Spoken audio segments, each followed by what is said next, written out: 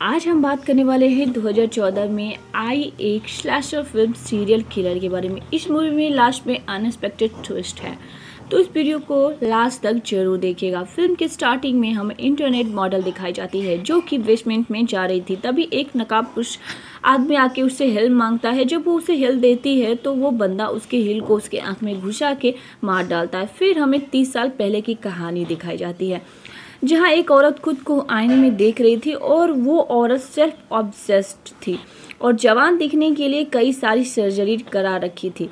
इसका एक बेटा था जो दूसरे रूम में खेल रहा होता है और इसकी माँ इसे टाइम नहीं देती है। तभी उसके एक्स हस्बैंड का कॉल आता है जिससे ये कुछ पैसे मांगती है ताकि वो और ऑपरेशंस करा सके। ये औरत अपने बेटे से कहती है उसकी माँ अब और ज़्यादा खूबसूरत दिखेगी, तो उसका बेटा कहता है कि वो पहले से ही बहुत खूबसूरत है। वो चाहता था कि उसकी माँ सर्जरी करवाने के लिए उसे छोड़कर ना जाए, लेकिन उसकी माँ उसकी नहीं सुनती है और वो ऑपरेशन कराने के लिए निकल जाती है। ऑपरेशन में उससे डॉक्टर कहते हैं कि अगर ऑपरेशन में कुछ भी होता है तो वो उसकी जिम्मेदार खुद होगी और इसके लिए उसे साइन भी लेती है। जब वो लोग ऑपरेशन करते हैं तो उस औरत की सांसें रुक जाती है। नर्स डॉक्टर से कहती है ये तो मर गई। डॉक्टर कहता है इसमें उनकी गलती है, भगवान ने इतनी अच्छा शरीर दिया है लेकिन फिर भी ये लोग सेटिस्फाइड नहीं हैं। ये सब सुन के उसके बेटे को बहुत गुस्सा आता है और सामने पड़ी टेडी बियर को वो काट के मार देता है क्योंकि वो बहुत ही ज़्यादा गुस्से में होता है और उसे बहुत ज़्यादा सदमे लगता है। फिर कहानी प्रेजेंट में आती है और कुछ इंटरनेट मॉडल्स फ़ोन पे अपने क्लाइंट्स को अटेंड कर रही थी, जिसमें एक थी तान्या जो कि बहुत फेमस मॉडल थी और उसने अच्छा दिखने के लिए अपने शरीर पे काफ़ी ऑपरेशंस कराए थे। इसके बेस्ट फ्रेंड क्लोरिया जो कि हमेशा उसके साथ होती थी। सभी मॉडल्स अपने डाइट और बंदों के बारे में बात कर रही थी। तभी विक्टोरिया उन्हें बताती है कि यहाँ काम करने वाला एक बंदा ली उसके पीछे पड़ा हुआ है। जब तान्या और विक्टोरिया चेंजिंग रूम में होती हैं तो ली वहाँ आके विक्टोरिया से कहता है कि उसे डाइट करने की कोई ज़रूरत नहीं है, वो पहले से ही इतनी स्लिम और खूबसूरत है। विक्टोरिया उसे कहती है कि वो उसकी फिक्र ना करे क्योंकि वो उसे पसंद नहीं करती है। तभी विक्टोरिया वहां से चली जाती है जिससे ली को बहुत ज़्यादा गुस्सा आता है। उसे स्टूडियो के दूसरे कमरे में 2 मॉडल्स काम कर रही थी जो तान्या और उसकी फ्रेंड से बहुत जल्दी थी। इधर तान्या जब अपने बाड़ी के इंतजार कर रही थी तो क्लोरिया उससे पूछती है कि क्या वो कल उसके साथ शॉपिंग करने जाएगी और तान्या उसे हाँ कह देती है। फिर हमें क्लोरिया का पिता दिखाया जाता है जो कि एक आयास म्यूजिशियन था। उसने एक कॉल गर्ल को बुलाया था और उसे साइकियाट्रिस्ट की एक्टिंग करने को कहा था। वो उसे कहता है कि उसकी बेटी क्लोरिया उसे बिल्कुल पसंद नहीं करती है क्योंकि उससे बहुत ज़्यादा नफरत है। उसने जो जॉब चुनी है वो उसे सही नहीं लगती, इसलिए उसने उसे घर से निकाल दिया। इधर क्लोरिया और तान्या शॉपिंग के लिए जाती है जहां उन्हें काफ़ी चीज़ें पसंद आती है। इधर स्टूडियो का मैनेजर जैक अपनी मॉडल्स का फ़ोटो देख काफ़ी गुस्सा कर रहा होता है और उसकी फ़ोटो पे कट का निशान भी दे रहा होता है, मानो उसे वो पसंद नहीं करता है। तभी वहाँ एक लड़की ऑडिशन के लिए आती है, कहती है कि उसका नाम स्टेफनी है और यहाँ पर वो काम करना चाहती है। जैक उसे कहता है वो पहले उसे यहाँ का काम दिखाएगा, अगर उसे यहाँ पसंद आई तो यहाँ काम कर सकती है।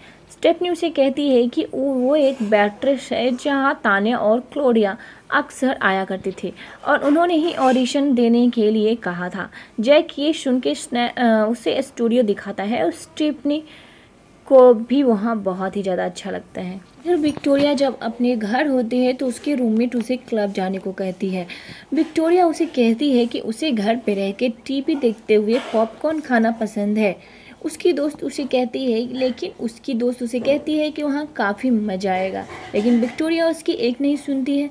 जब सब क्लब में होती हैं तो स्टेफनी तान्या और क्लोरिया के पास आके उसे बताती है कि आज वो ऑडिशन के लिए आई थी लेकिन उसे नहीं लगता है कि वो ये जॉब कर पाएगी। क्लोरिया उसे कहती है कि उसका फिगर काफ़ी अच्छा है और ये जॉब कर सकती है। ये सुन के सभी लड़कियाँ हंसने लगती हैं और स्टेफनी वहाँ से चली जाती है। कुछ देर बाद क्लोरिया और तान्या वहाँ से चली जाती हैं और विक्टोरिया वहीं रुकती है लड़कों के साथ एंजॉय करने के लिए।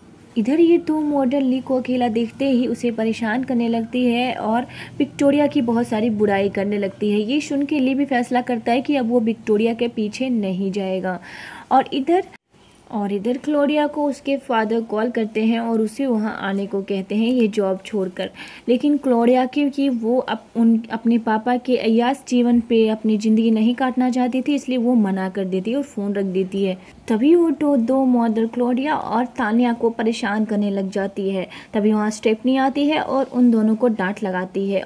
और आधी रात को विक्टोरिया की रूममेट पार्टी एंजॉय करके घर वापस को जा रही होती है, जिसने बहुत ज़्यादा ड्रंक किया होता है। उसके बाद फिर वो गिर जाती है, उसके पर्स से बहुत सारी चीज़ें गिर जाती है। पीछे से एक कार आती है, उसे टक्कर मार के चली जाती है। उसी कार से एक आदमी निकलता है, नकाबपोश आदमी, और उसका मर्डर करके वहाँ से चला जाता है। ये नकाबपोश आदमी वही है जो कि हमें स्टार्टिंग में ही दिखाया गया था, जिसने हिल से मार दिया था एक लड़की को। और उसके बाद फिर यहाँ विक्टोरिया बहुत ज़्यादा परेशान होती है अपनी रूममेट को लेके। वो सारी मॉडल्स को कॉल करके पूछती है कि क्या उसने उसे देखा है कहीं, लेकिन सारी मॉडल्स मना कर देती है। और इधर क्लब में जब एक लेडी क्लब की साफ सफाई कर रही होती है, तभी पीछे से वो किलर आता है और उसे बहुत मारता है और उसे मारने की कोशिश करता है। उसके बाद उसके मुंह में फिनाइल दे के उसे मार देता है। और उसके बाद फिर इधर विक्टोरिया जब अब क्लब में अपनी रूममेट को ढूंढने आती है, तभी वहाँ एक फ़ोन जिसमें पूरा खून से लथपथ फ़ोन देखती है। उसके बाद उधर से जैसे ही फ़ोन उठाने के लिए वो झुकती है तो किलर आता है और उसके हाथ में चाकू भोंक देता है और उसके बाद बोतल तोड़ के उसे वहीं मार देता है। तभी ली एक नई मॉडल को लाता है और वो सारे मॉडल से कहता है कि वो इसे काम सिखा दे। सभी सारे मॉडल्स उसे दोस्ती कर लेते हैं और जैक उधर से आता है और कहता है कि सब अपने अपने फ़ोन्स को इस पेटी में डाल दे, क्योंकि कोई डिस्टर्बेंस नहीं चाहिए काम के वक्त। और उसी वक्त एक नया आदमी भी वहाँ ज्वाइन करता है। तभी जैक उसे कहता है कि ये मॉडल्स बहुत तेज़ हैं, इसलिए ये उनसे बच के रहे। तभी वो बंदा उसे कहता है कि ये मॉडल काफ़ी अच्छी लगती है देखने में। तभी जैक और ली दोनों उस पर हंसने लगते। इधर दो मॉडल पार्किंग एरिया में जब एक दूसरे से बात कर रहे होते उसके मुंह पे कोई लाइट चलाता है। उसके बाद वो देखने जाते हैं तो पीछे से एक मॉडल को वही नकाबपोश आदमी मार देता है। ये देख के उसकी दोस्त बहुत घबरा जाती है और चिल्लाने लगती है। तभी पीछे से आके उस मॉडल को भी वो मार देता है। एक मॉडल बहुत ही ज़्यादा परेशान हो जाती है काम करते करते। उसके बाद फिर वो ब्रेक लेने के लिए जाती है तो पीछे से आके उसे वो मार देता है। वही नकाबपोश आदमी सबको मार रहा होता है। तभी स्टूडियो में बहुत कम बचते हैं। जैक बहुत गुस्सा होता है और कहता है सारी मॉडल्स कहाँ चले गए हैं, और जैक कहता है कि वो ज़्यादा से ज़्यादा कॉल अटेंड करे। क्लोरिया उससे कहती है कि वो इतने सारे कॉल अटेंड नहीं कर पाएगी और उसे वहाँ से बहुत गुस्सा आता है। उतने में उसका डैड को कॉल आता है और वो कहता है कि तुम यहाँ चली आओ। ये सुन के वो कहती है कि मैं कभी नहीं आऊँगी आपके पास, क्योंकि आप बहुत ख़राब इंसान हो। उसके बाद ये सुन के वहाँ से जाने लगती है। जैक उस पर गुस्सा करता है और उसने फिर कॉल किया होता है अपने पापा को और कहती है कि वो उसके साथ कभी नहीं रह सकती, क्योंकि वो बहुत ख़राब पिता है। उसके बाद पीछे से कोई आता है और उसे भी मार देता है गला घोट के। ये सब सुन के उसके पापा को ऐसा लगता है कि वो एक नाटक कर रही है। वो फ़ोन फेंक के और एंजॉय करने लगता है।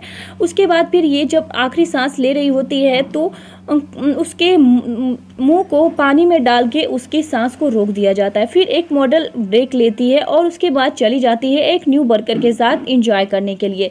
तभी पीछे से कोई आता है और चाकू मार देता है उस न्यू वर्कर को। ये देख के वो जो मॉडल होती है वो बहुत ज़्यादा घबरा जाती है और उसे समझ में नहीं आता है कि ये सब क्या हो रहा है। तभी वो मर्डरर उसके सामने जाता है और उसे भी मार देता है।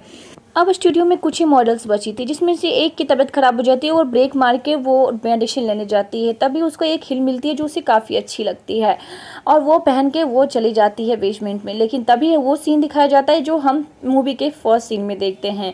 और उसके बाद ये सब होता देख दोस्तों, क्योंकि सारी मॉडल्स मर रही थी और किलर ने स्टूडियो की लाइट भी काट दी थी, तो यहाँ काफ़ी प्रॉब्लम्स हो रहे थे काम करने में। फिर ये लोग भी समझ नहीं पा रहे थे कि लड़कियाँ कहाँ जा रही है। तभी उसे ढूंढने ये लोग चले जाते हैं और तभी एक मॉडल जो कि बहुत परेशान होती है अकेले, उसकी फ्रेंड वापस नहीं आती है, बहुत ज़्यादा बोर हो रही होती है। वो लेट के और ऐसा कहती है कि चलो कोई मेरा एंटरटेन करो।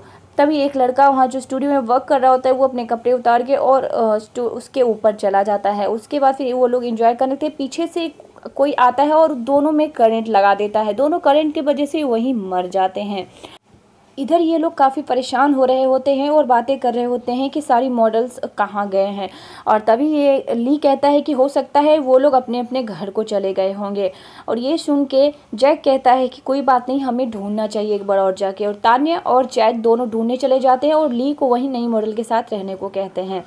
और इधर जब जैक बहुत ढूंढने की बात करता तभी इधर एक और मर्डर हो जाता है जो कि स्टूडियो का ही एक एम्प्लॉय होता है। उसके बाद नई मॉडल का भी गला को काट के मार दिया जाता है। और इधर जैसे ही बेस पेंट में तान्या पहुंचती है तो वो काफ़ी घबरा जाती है और चिल्लाने लगती है क्योंकि वहाँ पे लाशों का ढेर पाती है। जैक उसे देखता है और उसे समझाने की कोशिश करता है कि शांत हो जाओ, लेकिन तान्या को ऐसा लगता है कि जैक ने ही ये सब किया है और उसे एक सैंडल से मार के वहाँ से जाने लगता है। तभी जैक का भी वहाँ पे कत्ल हो जाता है। और ये सब और तान्या जब यहाँ से भाग रही थी तो उसके सामने एक गाड़ी खड़ी होती है जिससे कि वही एक आदमी निकलता है जो कि उस स्टूडियो में काम करता होता है। तान्या उसको सारी बातें बताती है कि कोई किलर है जो वहाँ पे घूम रहा है और हमें यहाँ से निकलना चाहिए, तो हम लोग भी मारे जाएंगे। और वो लोग वहाँ से निकल जाते हैं और तान्या बच जाती है। कुछ दिनों बाद तान्या को उस किलर का कॉल आता है और उसके बाद उतने में ही उसकी डोर बेल बजती है और तान्या गेट खोलती है। गेट खोलने के बाद गेट खोलते ही किलर उस पर हमला कर देता है और तान्या बेहोश होती है। उसकी आंखें जैसे ही खुलती है वो स्टेफनी को अपने सामने पाती है जो कि बिल्कुल साइको की तरह लग रही थी। और स्टेफनी तान्या से कहती है कि उसके सारे फ्रेंड्स का खून उसी ने किया है क्योंकि वो लोग इंसान नहीं प्लास्टिक हैं, जो कि शरीर में अपने प्लास्टिक हर जगह प्लास्टिक को यूज़ किया होता है, काफ़ी ऑपरेशंस किए होते हैं। और वो फिर अपनी कहानी बताती है कि उसकी माँ कैसे प्लास्टिक सर्जरी करवाने के लिए अपनी मौत को दावत दी थी। वो ऑपरेशन कराने के ही कारण के कारण ही वो मर जाती है। और ये लड़का वही होता है जो कि मूवी के स्टार्टिंग में हमें दिखाया जाता है। वो कहती है कि वो पहले लड़का था लेकिन वो अब लड़की बन के घूमता फिरता है और सारी मॉडल्स को मारता है। उसके बाद फिर तान्या के हर जगह वो निशान बनाता है उसके फेस पे और उसे काट देता है। और उसके बाद फिर तान्या भी वहाँ मर जाती है। तान्या का भी मर्डर कर देती है वो, और खून से लथपथ वो वहाँ से चल जाती है और फिर दूसरी मॉडल को कॉल लगाने लगती है। इसका मतलब ये है कि वो दूसरी मॉडल को कॉल करेगी, बुलाएगी और फिर उसे भी मार देगी। तो इस मूवी में यही सीन था कि उसकी माँ जो मर जाती है प्लास्टिक सर्जरी के कारण, तो वो सब मॉडल को ऐसे ही मार रहा होता है लड़की बन के, और वो फिर अपने आप को कन्वर्ट कर लेता है लड़की में। तो इस मूवी का जो स्टोरी है वो बिल्कुल रियल है, जो कि रियल में हुआ है उस घटना को, और ये दिखाया गया हमें फिल्म के थ्रू।